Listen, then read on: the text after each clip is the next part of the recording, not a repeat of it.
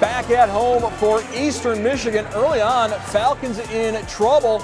Eagles lob over to Ty Gross. Eastern led by 19 points.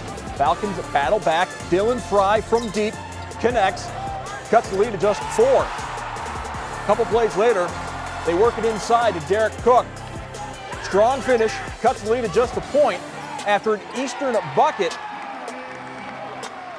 BG on the inbounds, back to Matt Fox. A-Dub grad sends it to overtime. In OT, BG wins at the free throw line, 70-63 the final. Great second half by my guys. We were able to stick in the game.